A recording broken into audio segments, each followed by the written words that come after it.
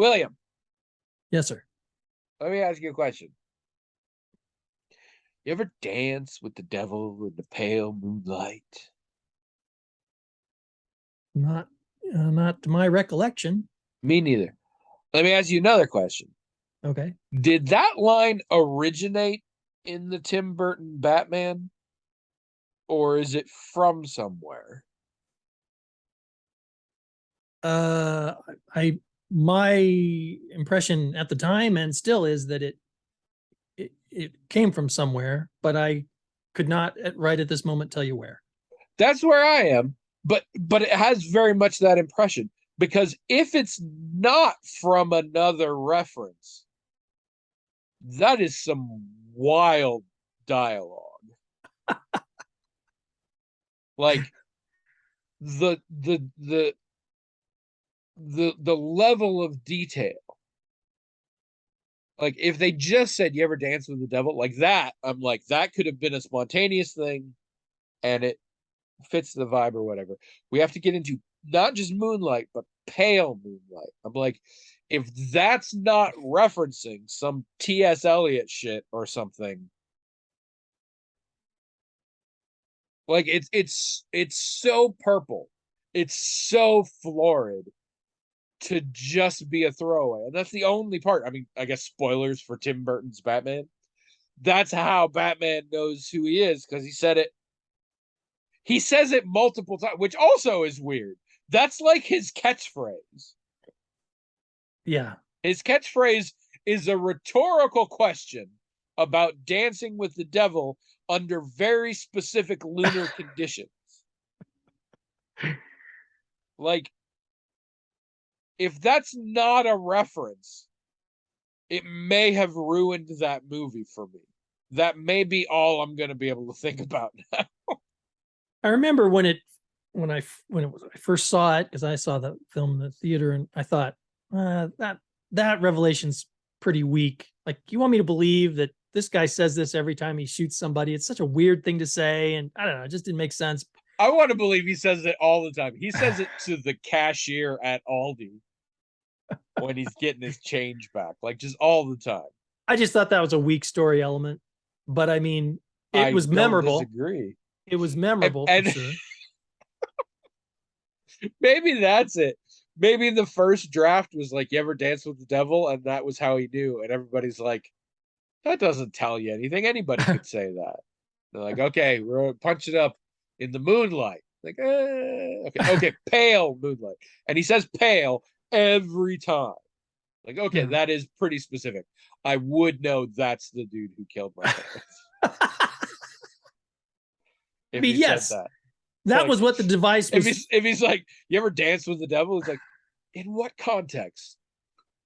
Where are you where this devil dancing is happening? Huh? Tell me more. You remind me of somebody. I mean, it was just a. If they were going to come up with a way for him to recognize him, that he wouldn't have recognized him earlier, right? Surely they could have come up with something better than that. But It's become so iconic, and yeah, yet that too. Yeah.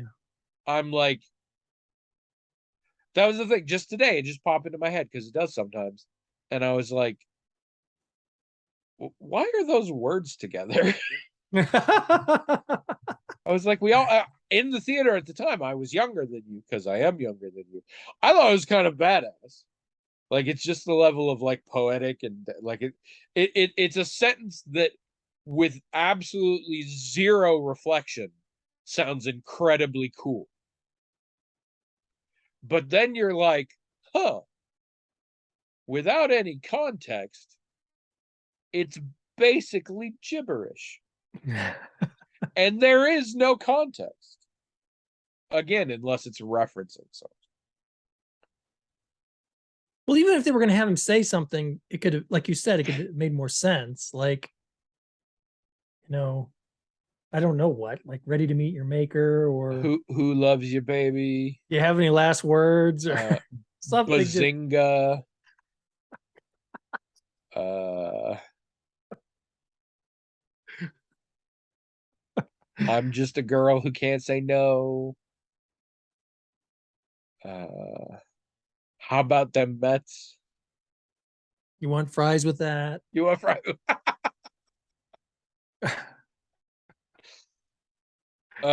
Yeah, so many options, and they settled on this is how the pitch meeting went. They're sitting around and they're tossing these around. And then one of them's like, "You ever dance with the devil in the pale moonlight?" They're like, "What the fuck did you just say?"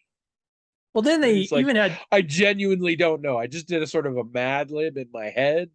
I don't know what I said." and then they had Jack Nicholson sort of try to explain, oh, it's just something I like to say. Nope, doesn't work. Not even coming from Jack Nicholson. Nope, that that's No, no, no. stupid. Here's the thing. I believe Jack Nicholson would go around saying that at random. I do not believe the character he plays within the Batman movie would Okay, do it. But Jack fair Nicholson, I enough. would buy. Fair enough. Because when you hit a certain level of wealth and fame, you just do shit like that. You're just like, this is my thing now.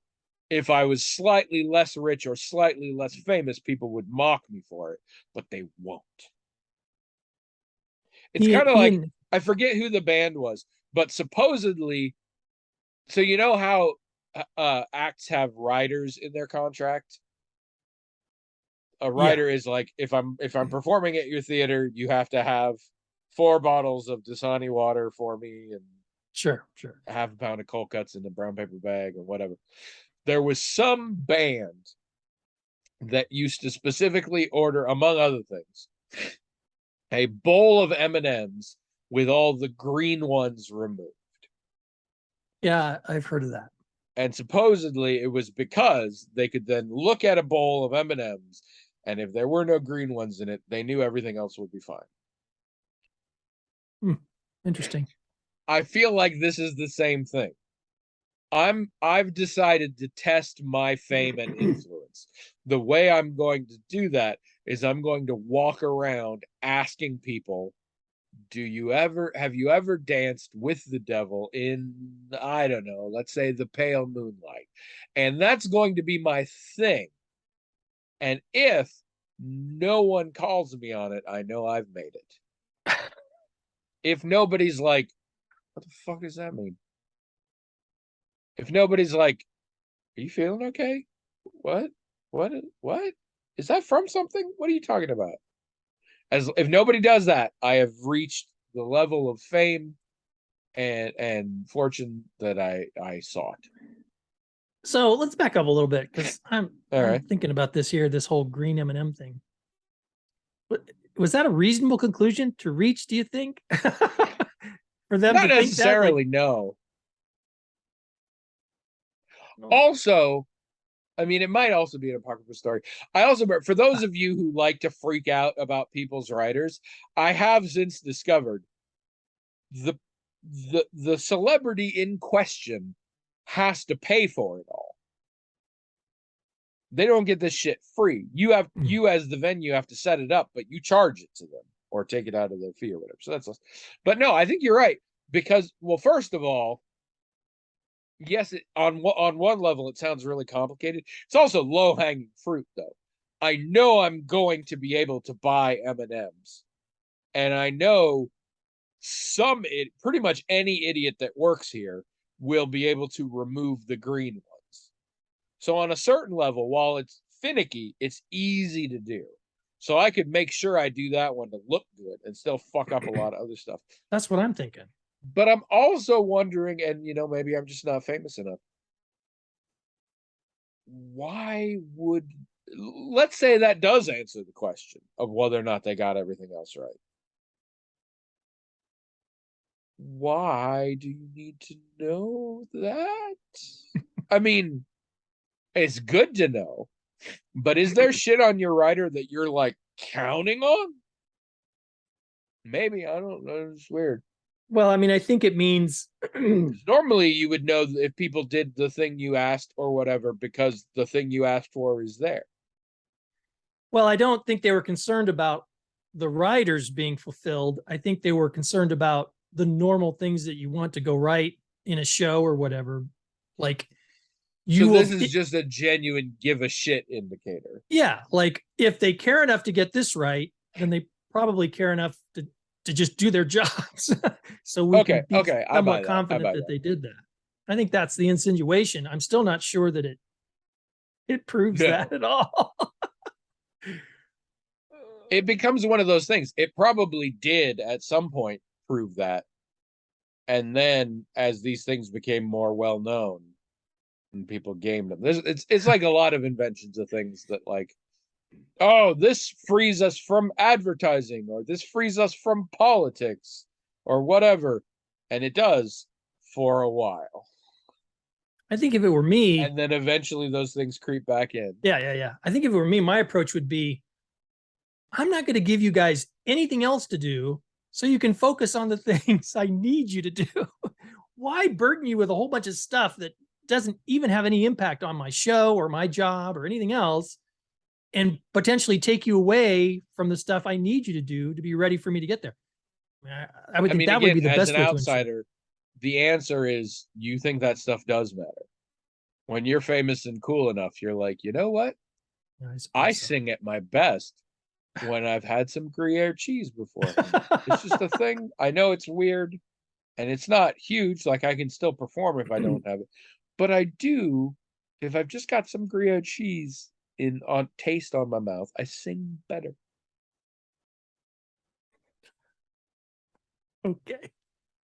I think it would make you phlegmy. I don't think you would really be able See, to.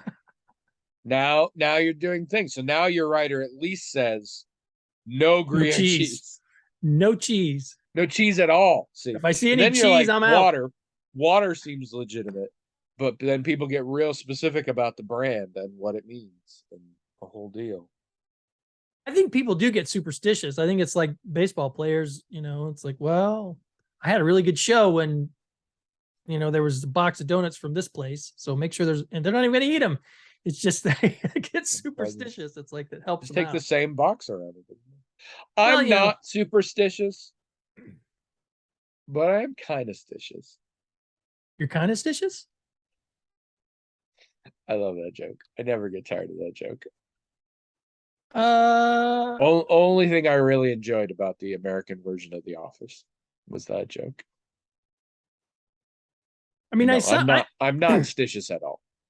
as, as a performer, I understand it because there's so much you have to do to get psychologically prepared for any type of performance. I mean, like, if you were going to play in a baseball game, I've done that, all of these different ways that you perform in front of a crowd. I've done just about all of them. And I can tell you, you do have to be in a particular state of mind. And as a human being, the objects around us have an impact on our state of mind.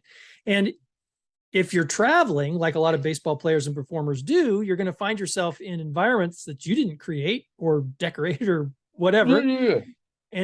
And so there might not be the things around you that help you get into that frame of mind. And But it is you really can important. get it. It's really important. When I perform beforehand, I like to kill a small animal. It doesn't. It can be a rodent. It can be a bird. Whatever. With my own bare hands, see the life leave its eyes. I bring my own. I have them on the road. I don't know why other people can't do it. Bring your own damn M&Ms. Like, it's not tough. I mean, I guess. Sure. Yeah. And if it Or is so involved, if you're like, I can only perform well when I've killed an African elephant, maybe performing's not for you. I think it's an underestimated, though. I mean, we're talking about superstition. I think it's an underestimated aspect of human life and behavior and therapy, to discount the power of objects that might help a person feel comfortable. Like a rabbit's foot even, or a worry stone or things like that. I think.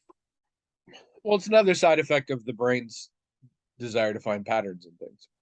Right. And all, Omens and luck and good luck charms are sure. a very straightforward manifestation of it. I mean, on one hand, a modern therapist doesn't, think it's going to be necessarily healthy for a person to be superstitious or whatever. But the thing is, a person doesn't have to be superstitious. They just have to be a human being to draw comfort from this object, because that's what humans do. And there's nothing wrong with that. And if someone can be helped by, here, take this stone. It's just a regular stone. There's nothing magical about it. But if you hold it in your pocket and you rub it when you're worried, if that helps you feel, if that helps you feel better, then what's the harm in it? There isn't any, of course. But I don't think, I think the industry of therapy needs to try to be more accepting of certain human. Thera industrial complex is how we like to call it. I think they need to be more accepting of basic human tendencies and just be okay with, people wanting to be surrounded by certain objects or wanting to do certain rituals before certain things. I think ritual is another thing. I mean, ritual is not something I lean on a lot, but I've seen it help a lot of people. And I think that's, symbolic thinking is some powerful shit, but it's important to always remember that it is symbolic thinking. Well, all thinking symbolic, but I know what you're talking about. No, not mine. I know what you're talking about. There's a danger of, there's a lot of dangers, but there's dangers with, there's dangers with prescribing medication. There's dangers with, having a person do the cognitive behavioral therapy thing of writing down their thoughts and feelings. I mean, everything's a risk. You just have to ask yourself. Let's just get rid of it. I recently listened to Janine Garofalo say she doesn't have kids and she doesn't want kids because she's risk averse.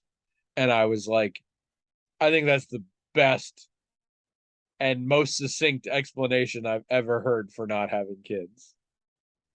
Because there is nothing but risk in those goddamn little babies.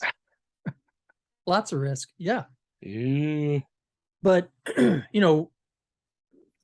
lately it seems like there's a lot of conversation in the public sphere about that where risky things are considered like immoral.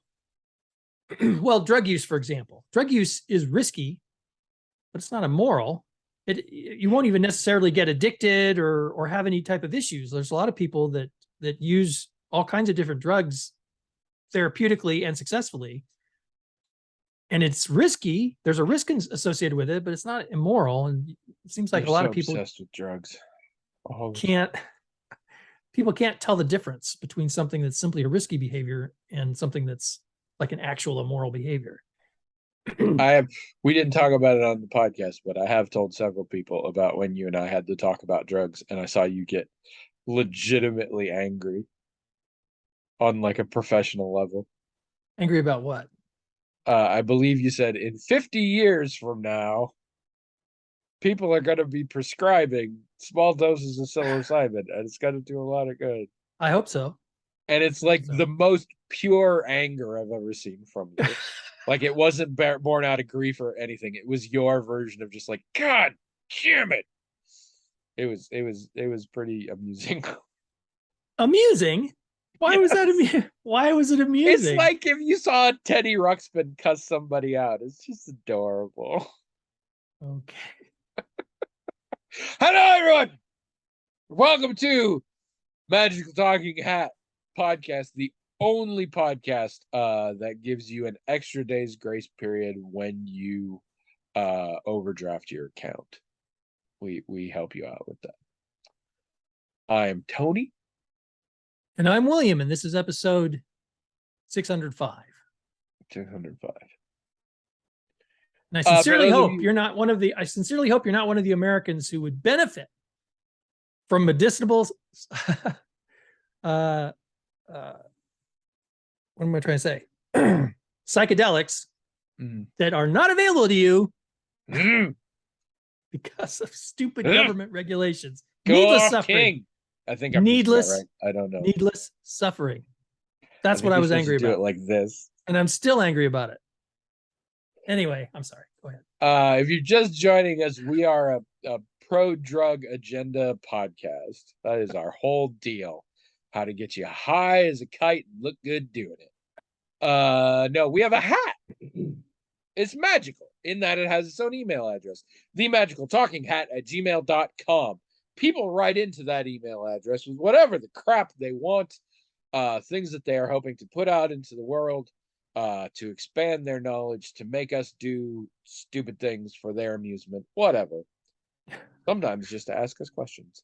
Yeah. And the hat magically on its own forwards it to us, and we read them and talk about them.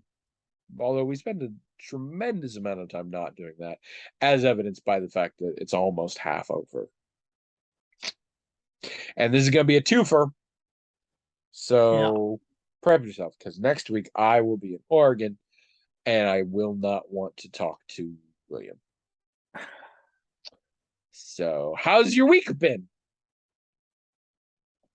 Well, aside from school, and actually a lot of the stuff I'm reading right now is about, drug interventions for certain things. So that's been kind of interesting. My brother from Alaska has been in town, and Oh, yeah. unfortunately, I could only manage to find a day to set aside. I feel terrible about that. He's here for like 10 days or something, and I can only see him for one. But we went to all my other siblings drove through town, picked me up, and we went to we went to LeClaire. It's the first place we went, but the place that everybody would know that I'm most interested in was Dyersville. We went to the Field of Dreams because my brother from Alaska had never been there. So I drove by Dyersville on my way back from Wisconsin. Oh yeah, you probably did. But anyway, it was cold, but it was fun. All 5 of us were there and had a great time. We were there for a long time. In fact, one of my brothers said, "I think this is the longest I've ever been here." Usually when you go to the Field of Dreams, you look, oh, here it is. There's the house. Wow, just like in the movie. Bye. But we were there for a good hour. We played some ball. I brought my mitt and ball and my wooden bat. And, we just did all kinds of stuff there before we left. And it was real fun. It was a great time. And I had some really good conversations with my brother. He's been working in prisons for a few years. Have I ever said that before? That he's a prison guard, or he was a? I think that sounds familiar. I think he told me they don't like. They have prisons in Alaska. I thought Alaska was just a big prison. He said they don't like Australia. He said they don't like being called guards, prison officers. Correction officer. Yeah, correction officer. Yeah, and so there was a time when he first started that he handled, like, there are certain officers that are assigned to discipline, responding to disciplinary situations. Spankers. Yeah. Okay. And he did that for a while, and then he wasn't doing that, but now he's doing it like he's been promoted into this position where he's like doing it full time. He's a sergeant now and all this other stuff. And boy, he just had a lot of interesting stories and insights, because he does an odd sort of therapy in a way, right? I mean, he's trying to figure out what's going on with these men when they act out in certain ways, and what would be the best thing to help them. He doesn't just want to punish them. He wants to help them work through it and alter those behaviors over time. And so he actually does a lot of things that I think anyone would regard as like therapy. And he's really good at it. And I found a lot of the things he had to say and his insights were really, really good and helpful. I think it will be helpful to me. So we had just a fantastic visit about that stuff.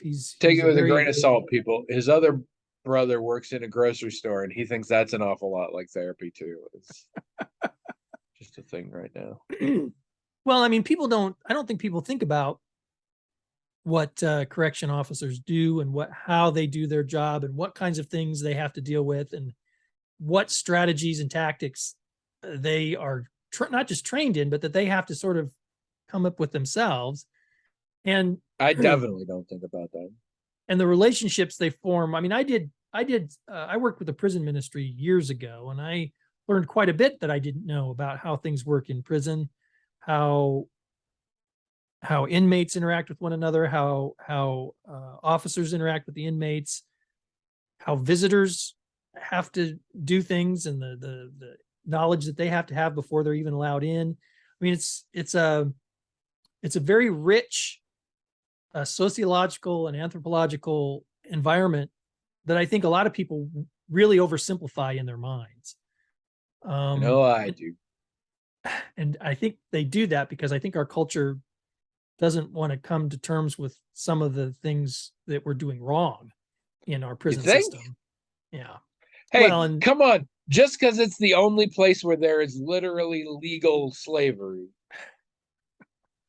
just because the 13th Amendment that frees all the slaves specifically has a clause in it that says you can still enslave people if they're in prison, and we make tremendous use of that, to say nothing of privatizing the entire thing so that it's based on getting money rather than any sort of rehabilitation or even punitive development there. And just because we have stigmatized anyone who's ever been in prison at all and want them to just go away and never think about them, I don't know what you're saying. I was gratified to find out that they don't have any privatized prisons up there. Good. Um, and I I didn't mean, want to be all judgy on your brother, but I was really hoping. he's a he's a libertarian minded person, but I think he's not keen on privatized prisons because of all of the. I mean, there's a lot of perverse incentives right there. I mean, that's you. I mean, there's some of those in government run prisons too, unfortunately, that have to be dealt with. But you know, when your profit is tied to like how many people you have in beds and how much you're charging these people for phone calls and stuff, I mean, that's going to lead to bad I things. mean, when your profit is tied to having a prison, I think that Well, right there, profit incentivizing prisons sounds like a very bad idea too. but so yeah, it's just a fantastic visit. I learned a lot from him, and you know, I'm always grateful when I can interact with anybody, whether it's a member of my family or a friend or with a Whenever classmate. anybody deigns to talk to him, he's just really grateful. That too, but also people who have insight into how humans work, how how you can better communicate with people, certain things, how certain populations work, because that's another thing is the you can consider the population of people who have been in prison for any significant time or had significant interactions with law enforcement that involve crime in prison and really jail, I guess, too, as a certain cultural population. I mean, they have something in common and have dealt with things in our society that the vast majority of people have not, and they're going to see the world very differently because of that experience. Yeah, it's really insightful, and I mean, I hope that I'm sensitive if I have any clients that either are court mandated or maybe they've been in prison before and now they're out, that I'm sensitive to those multicultural aspects that pertain to their interaction with the criminal justice system. I also hope you're sensitive. Why do you make fun of me when I talk about these things? These are important things to me. To be fair, it's a bit of meta discourse here. Hmm. You're not necessarily talking about interesting things. You're talking about how you learned interesting things. That's true. That's So right. I'm just along for the ride. And I'm like, it sounds like you had a very rewarding experience. I did. Good job. Sorry. Sorry about that. I mean, we all do it. And also the alternative is for you to drill down into the specific fascinating details you got. And I'm not here for that. Yeah, exactly. Exactly. I know that. Anyway, Our listeners might be, but too fucking bad. how about your week? We Here. probably have almost no time I left, but we're I doing a could double. mute So him if I wanted. you could. I could do it. I could do it. The best part would be I suspect I could do it and not tell him, and it might be a while before it would probably notify you, but Oh otherwise wow. I think we can get away with it pretty well. My week's fine. It's busy because we're planning our trip and we're still recovering from our last trip. There's a lot happening, but Right. pretty good. We're not watching or doing a whole lot. We are watching a show on Apple TV called Loot. Mm. It is a comedy about very, very, very, very, very wealthy couple, and they divorce, and the wife has no direction, and then she has this charity that she's had founded for years, and she decides she's gonna go get involved. And it's like a workplace slash class based comedy. Mm. And it has Maya Rudolph and Ron Funches and Joel Kim Booster and Michaela J. Rodriguez, which is what MJ Rodriguez goes by now. And I love all of these people. And it's worth watching because I love all of these people. Don't, it's not that great. Oh. It's, I mean, it's good enough that we're watching it. It's entertaining, but it's not. I think part of the problem is we just came off of Woke. And Woke, which is also a sitcom dealing with social issues, actually dealt with social issues. And this show puts them in their plots, but isn't really addressing them. And so, not that it should have the comparison, but it's not suffering the comparison well in our heads. But it's just not, it's not a real brilliantly done sitcom, but it's got a bunch of people in it that I like, and it's perfectly entertaining. So, we do okay with it. And I actually watched a really good horror movie you can see on Shudder called Deadstream. That is a horror comedy about a YouTuber who uh, was essentially canceled for a little while, but then got remonetized. And as a desperate bid to get back into his audience, he spends a night trapped in this haunted house, and then scary shit happens. But it's kind of, it was a little bit all over the place tonally, but it is kind of fun looking at influencer culture while also being one of those movies where the hubris of man against evil demons like doesn't go well, which I love those. Yeah. Uh so that's been kind of fun. By the way, A Ghost Waits. That's the other movie on Shudder that you desperately need to watch. A Besides ghost. Lucky, Ghost Waits. That's the micro budget one that I told you I was Oh really gosh. enamored with. I have to note it. Um, A ghost waits. and then Lucky, also Lucky. Okay. Um, Last night we watched a movie that we'd been waiting for a while, but it suddenly showed up on Amazon. We didn't realize it. My Best Friend's Exorcism. Yeah, I've heard of that. Yep. Is it any good? Is Trish it any good? Trish was a little sad. It's a horror comedy set in the 80s. Yeah.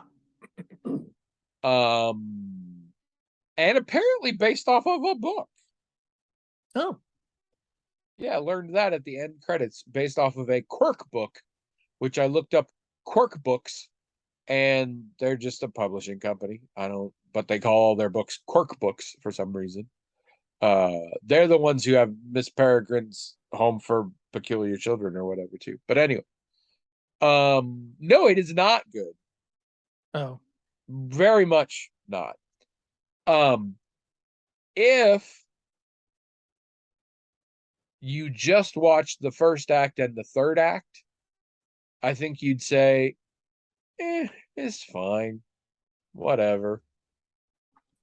Unfortunately, the second act is both real long and a real bummer. Mm. Like the second, this is a high school student gets possessed by a demon, and we have to save story. It's one of the standard horror movie tropes. And the first act is we find some damn reason to play with a Ouija board or go to a haunted house or say Candyman or what something happens so that we get possessed. And then the second act is you know, Sally Hoozits has been acting real weird. And she's done her hair differently. And often, for some reason, she's sexier now, although that's not always the case. Sometimes she's grosser now, depending on what kind of movie we're doing. And like when she walks by plants, they die, and like the dogs are scared of her, and she's just not acting herself.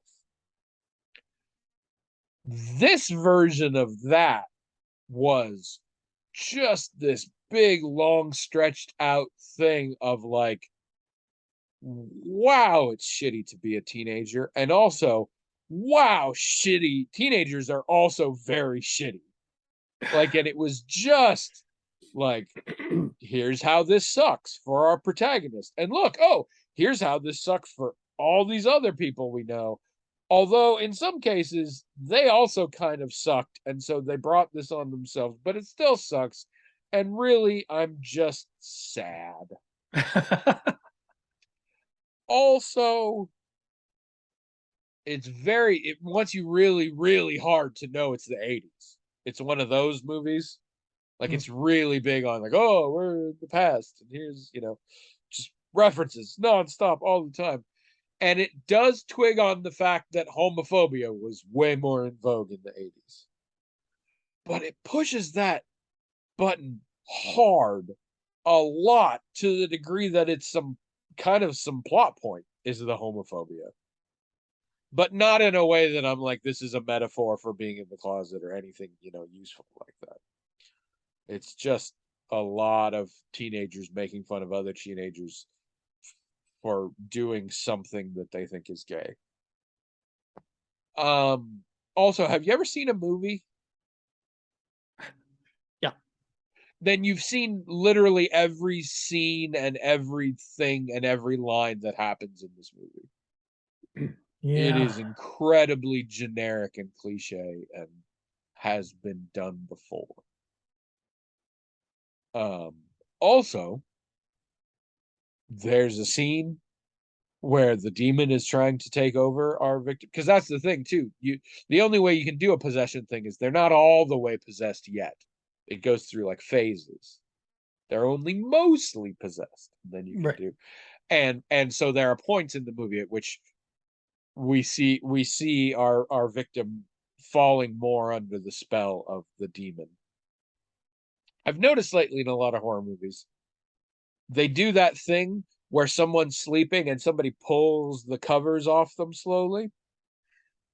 Almost always a sexual connotation. Not always, but almost always. And also, always a woman in the bed or girl. You never see that with a dude. Ever. And I think that's incredibly creepy. But anyway, there's a scene where the victim's house has a burglar alarm and it goes off and the parents are trying to stop it. And in the meantime, she's upstairs being attacked by the demon. And there's nothing explicit happening. Nothing like that at all. It's very just like the bed's moving, but it sure as shit looks to me like a rape scene. And at that point I was like, one more thing, movie, and I'm done. But they didn't do one more thing. And in fact, the third act had some pretty funny bits in it.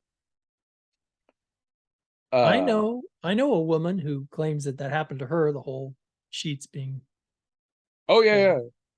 yeah. I've heard of that from a lot. But do you know any men? I don't. Mm-hmm. This is the deal. Um, I watched a movie recently where we had two daughters to this woman, and somebody was doing the sheet thing with the like 9-year-old, and I was like, "Oh fuck, do not! I will stop you immediately." But it didn't. Nothing happened with it, so that was good. But nowadays, anytime I see that sheet pulling thing, I'm like, "This is gonna be a sex thing, isn't it?" Anyway, my best friend's exorcism could not recommend. Sorry. But Deadstream, was kind of funny. We should make a movie called My Best Friend's Exorcism. Which one of us would be possessed? That depends on what kind of range you're willing to exhibit acting wise. I think the victim of the possession would have to say some lines that you would be uncomfortable with. Yeah, probably, maybe. But then again, the exorcist might also say some lines that you'd be uncomfortable with. Well, yeah, but if you're the one who's possessed and I'm just your best friend concerned about my possessed best friend, I can just say the things I normally say. Who would we get to play the exorcist? Azure Talon. Have Azure Talon come in and play the exorcist. That would be great. We can get all the Hatters to come in and play characters in our movie about my best friend being possessed. How would you get possessed? Would you be one of those spirit board situations, or? I mean, I literally sleep on a Ouija board. Oh, like well, that's my pillow. So okay. and We'll my just do head that moves around and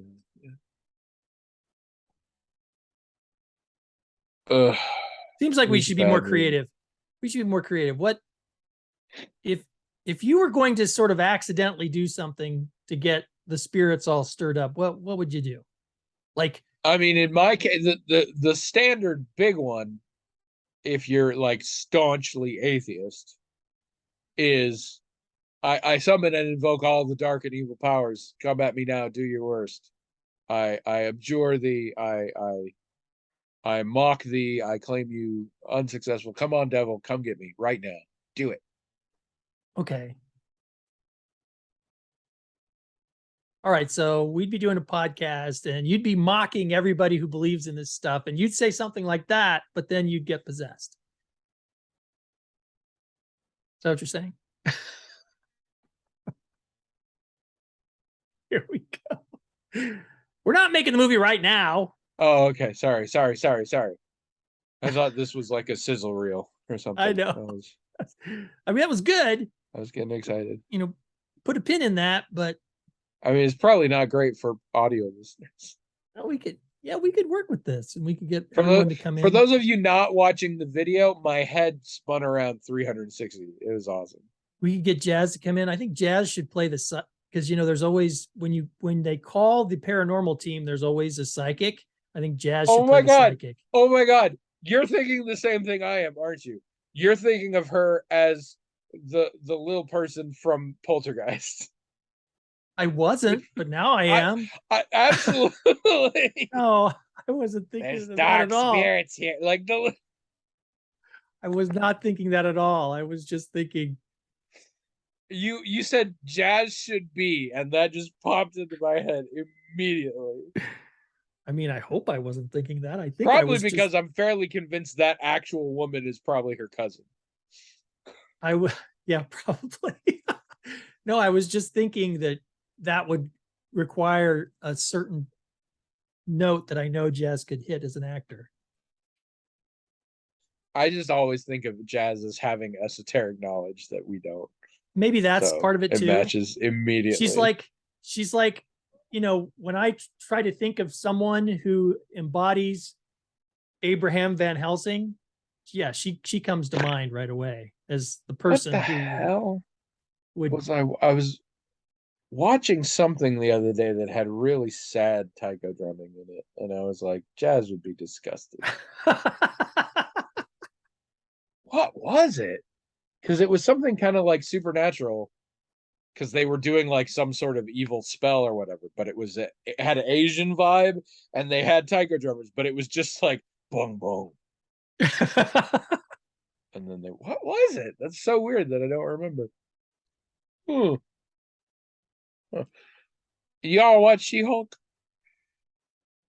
Yeah, but I think there's been 1 or 2 episodes we've missed. Well, it's done now. Yeah. As of a week ago, the last episode aired.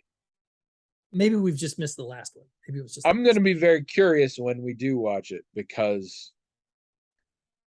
it has had very polarizing response from what I can tell.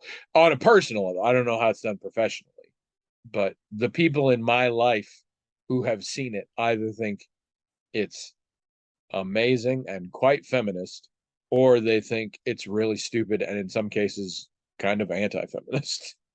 Oh, And hmm. so I'm curious to see. But I mean, from we what can I've all seen agree of we it, love Tatiana Maslany, but that's oh not enough yeah, by itself. I, I would right. I would say she's great. I would my opinion so far, and I think we've seen all but the very last one, is that it's not the property is not really worthy of her talent. I mean, she's and and I don't think the effect that's used when she's She-Hulk really captures all the wonderful nuances of her performance. I mean, she's Ah, because when she's just her, she's just a joy to watch. She's such a good actor. And when she's Hulk, you just know that she's doing these little interesting things that the effect does not pick up. And so that's as far as the but that's what feminist or not, Orphan Black is for. yeah, as far as feminist or anti-feminist or whatever, honestly, I think it's I didn't see it as either one. I mean, there are pro woman aspects to it, but there seems to be that in everything these days. It didn't seem especially feminist. It didn't seem anti-feminist though. It just seemed like a normal thing with a female lead in it that occasionally something would be said that seemed to be political oriented or whatever. But I mean, it was just a standard female led show as far as I could tell. And maybe that's what not what people wanted. Maybe they wanted it to be more feminist or something. I don't know. Well, someday I'll learn. Because someday we'll watch it. I mean, I think we'll watch the rest of it. I don't think it was terrible. And I like her. I don't know if I really am into the whole She-Hulk concept that much, really. It's fine. Trying to remember what the crap we watched recently that had the poor taiko drumming in it. I feel like that was a movie, and I probably should remember having watched it, but I can't remember what it is. There's a show we've been Hmm. watching that I will talk about, but I want to talk about it next week because is next week technically our our Spooktacular? yeah. Oh shit, I think it is. We didn't plan it well. We like if we We do the never one do. that's closest before, or do we care about that? Without Like if going it, over. It's Price is Right rules. yeah, it's Yeah. Price is Right rules. Okay, that's what I thought. Yeah, And so because that's after next the week. fact is dumb. It's like when Simpsons do Treehouse of Horror on November 3rd. It's like, Yeah. So yes, next week. all right. Well, we're gonna be there very soon. We should do an email. Oh, you want me to do it? Okay. I think I did it last time, so I think it's your I turn. don't remember. This is from Maggie. Really? We're at Maggie's already? Uh, I thought we yes. had one more before then. No. You're going with the oldest, right? I don't trust you. Yeah, take a look. You're But I mean, you're a right before mess. that is Azure Talons with the Fjord thing. Oh, you're not Remember? wrong. All right. She Uh-oh, has there's a lot of questions here. she has three questions. Should I just read them all at once? Sure. Okay. So the first one is, what is a personal opinion you have had and changed in the past year? The second one is, what is the best or worst advice you have gotten? And the third one is, what do you need to change about yourself or in your life? Well, some of those are big questions. One of them, at least, is a huge question. Seems like to me. I haven't had any opinion I have changed in the last year. Best advice I got was just be myself, and I don't need to change nothing. Perfect. You are. Oh, good job. Ow. Personal opinion. That's hard because in the last year I've been in school, and I'm certain there were a lot of misconceptions that I've had corrected as I'm studying certain things, right? Well, I mean, I know, and I don't want to get, but you have also personally come to revelations about yourself via therapy that strike me as, in some cases, opinion changes. Sure, sure. Like, Um, yeah, like, that I think are pretty big. yeah, there are things about my past that I didn't that if you'd asked me, I probably would have said, no, that didn't have a significant impact on me or my development or anything else. But now I think it did. For Come to think example, of it, I think that's my answer too. for example, my mom suffered depression when I was a kid, and you know, it was severe depression. It was suicidal depression, even. Um, and I was very young. And if you'd asked me for a long time, what was the long term impact on me, I either would have said nothing or I would have given some esoteric answer, like maybe it made me care about mental health or something like that. Um, but I think it's been within the last year where I've stopped and thought, no, that specifically had an impact on me that was, I don't know if I would characterize it as positive, negative, whatever, but something that I need to deal with that I Yeah, didn't think I had to deal with before. So I think that's I don't know if that is that an opinion. I guess that's an opinion or an idea that I had one way of thinking about it before, and I really had to change my way of looking at it, and in a significant way deal with that change of perspective. I think is what Maggie's getting at. So I think that yeah. qualifies. I think that's I think I've had a similar thing, I think it's very important. You say I don't know if it's positive or negative or whatever, because I recently have had some revelations about the way I choose to interact with people and the way I forge friendships and what that means to me, and whether or not that's a healthy perspective, whether or not that's a perspective shared by the people I'm in relationships with, and sort of where that all comes from. And again, it's rooted in stuff that happened when I was very young, and stuff that was involved in how I was raised, that I've always thought was fine, but also very normal. And now I'm like, actually, and again, I don't want to say it's a bad thing, because again, it's also very, I keep saying again, it's very fundamental to the person I am. And by and large, I like the person I am.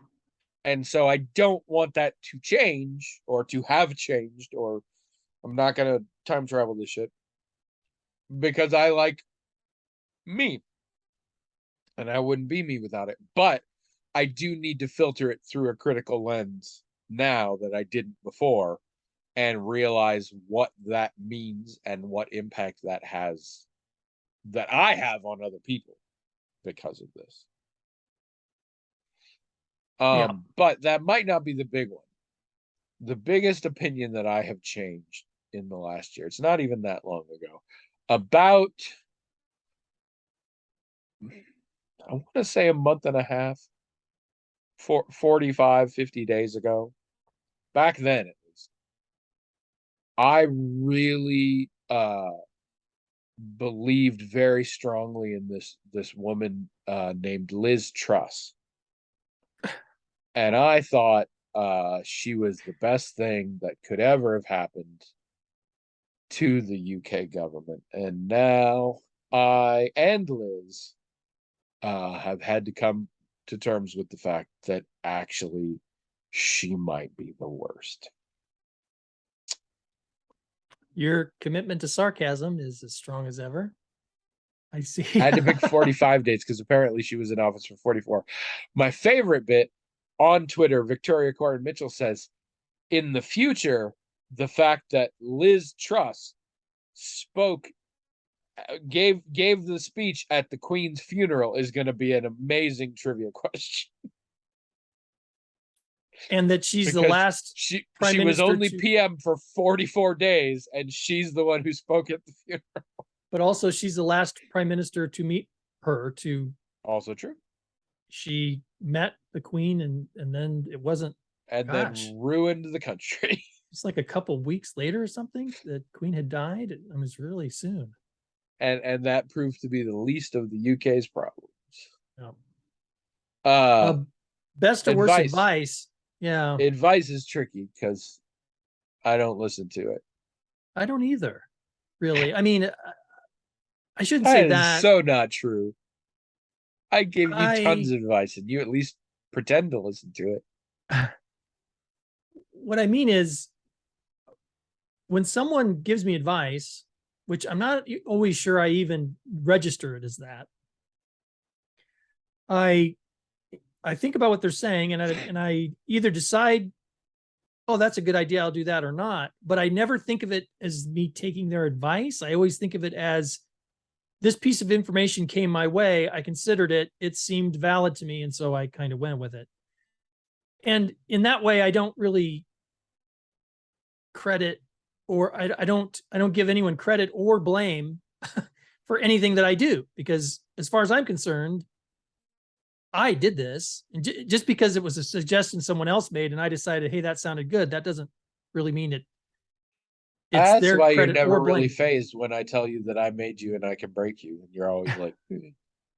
All right, so let's rephrase this then. What is the most or least valid piece of information that someone gave you on how to live your life? Well, I mean, I do remember specific things that have happened. Like I tell stories all the time about how, when my grandfather died when I was 2 years old, I asked mom if we'd ever see him again. And she said, I think so because he was a good man. I remember that. Yes. And in a way, it wasn't advice, but it was something that registered with me and shaped the way I thought about things till to this day. I remember my uncle when the Pope came and visited Iowa in the 70s. My uncle was flying in on the same day, and he came, and I said something to him about the Pope's going to be here, and he said, "I don't care." I said, "What do you mean you don't care?" He said, "Well, he's no closer to God than I am," and I wasn't, I'm not Catholic. I didn't really think of the Pope as any closer to God than anybody else, but the notion that other people did think that about the Pope, and that in a way I was sort of jumping on that bandwagon by having as much interest in it as I had Uh, without you're being such critical you're about it. such a papal stooge. Always have been. I just, when he said that, I realized, oh, yeah, there's this sense that some people are closer to God than other people, and that doesn't even really make sense, does it? So I remember that. I remember I could probably name lots of things, but they're mostly like that. They're not so much a person giving me advice as they're people Fun fact, the imparting something. hymn Nearer My God to Be used to be titled Nearer My God Than Susan. So, but advice, I don't know. I mean, I think after a while, people who knew me stopped even trying to give me advice because they knew I was just going to do You were a whatever I lost wanted anyway. cause. Yeah. I mean, I've even I had people tell am me that like they wouldn't give me advice because they knew I would just do whatever I wanted anyway. I am a huge, and it came up today actually. I am constantly marvel at the wisdom and usefulness of talking with other people about their therapy experiences because so many things that other people's therapists taught them about how to deal with their issues, they have told to me, and I have found ways to make use of that as well. Not always, everybody's different. But even just today, my therapist brought up a way of communicating that involved you tell people you want to communicate, and then you tell what you hope we're going to get from this, and then what you're afraid will actually happen, and da, da, da, da. Yeah, And yeah. it's a way to discuss difficult or important things. And I'm the one who told her about it because a friend of mine learned it from their therapist, and it's still being useful. All the stuff about boundaries that first came up when somebody else talked about their therapist doing that, and I was like, that sounds really good for you. I don't think it's going to matter for me. That's not really my thing. Yeah, no, all of it's about boundaries. All of therapy is about boundaries. Don't be convinced otherwise. Uh, and so I find this to be very useful is hear how other people are having therapy experiences, because so much of that can be useful for others Well, and right for now, like yourself.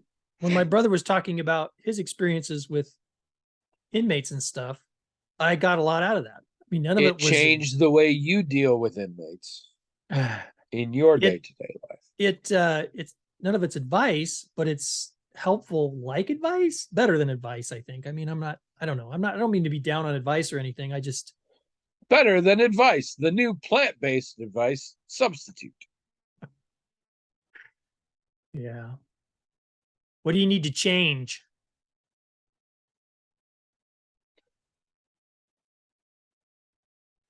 Okay, this is tricky because my short answer to this is nothing.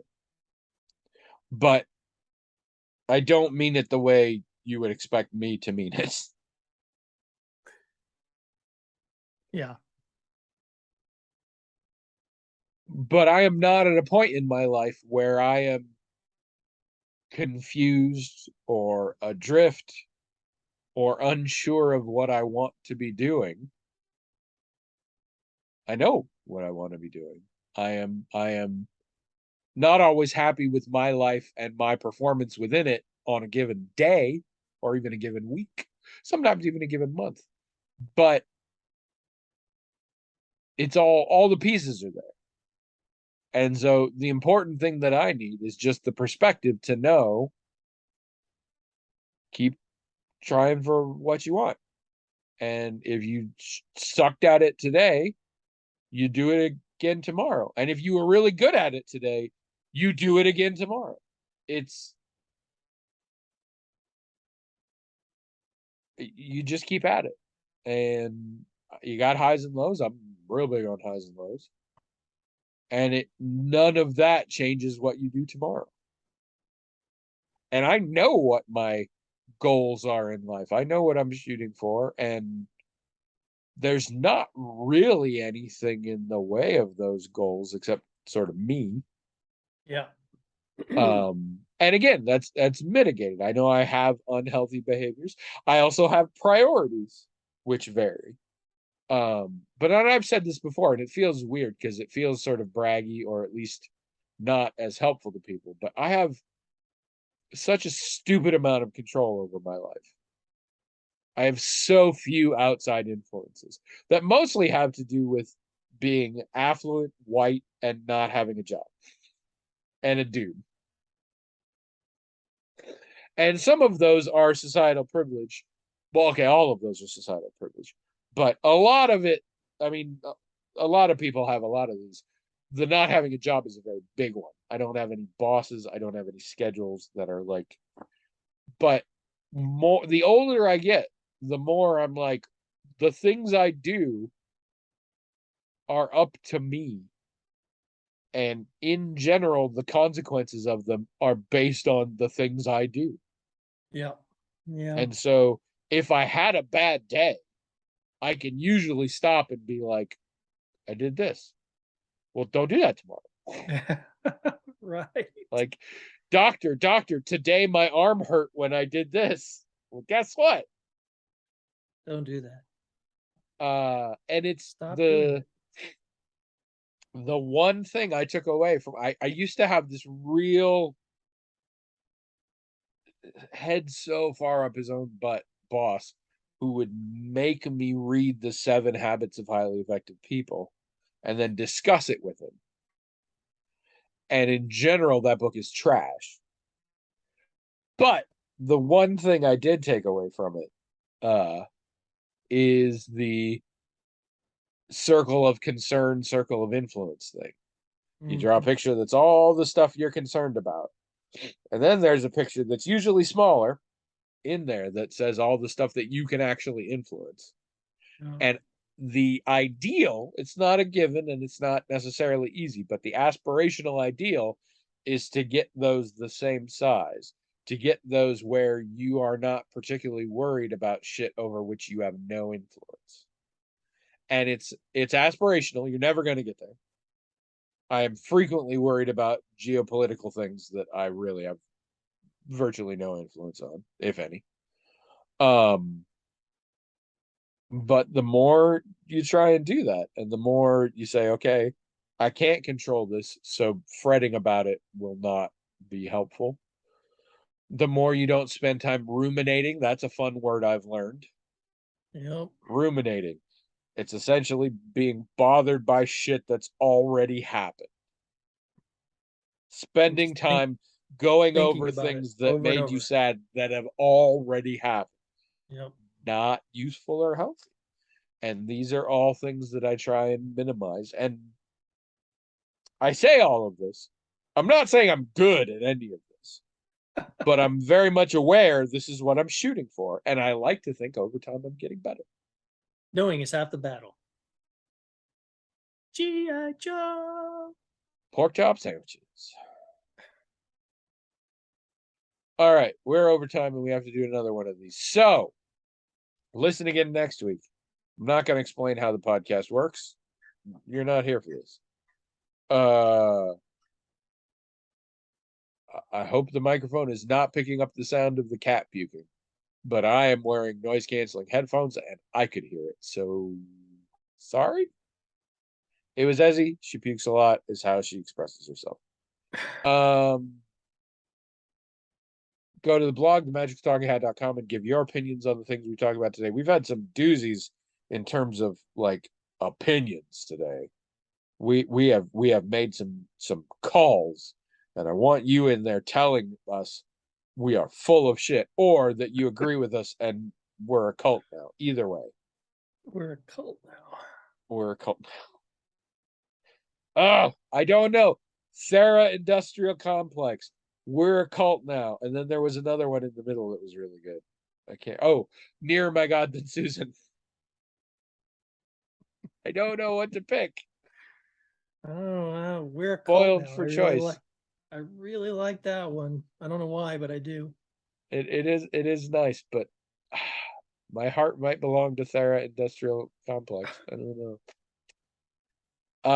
Anyway, go to aethertheater.com and look at all of William's shit. He is prolific, if nothing else. Sorry. He is prolific, nothing else. And I, on the other hand, am not even that. I've written a book. It's called Odd Wings. You can find it at smashwords.com. If you look up Odd Wings or Anthony K. Parsons, you'll find it. I am working on a sequel, but who knows? I could be dead tomorrow. I could be dead before this podcast, before the next episode. It'll be rough for William, but I touch this computer and it zaps me, and I don't understand how life and death or podcasts work. Either one.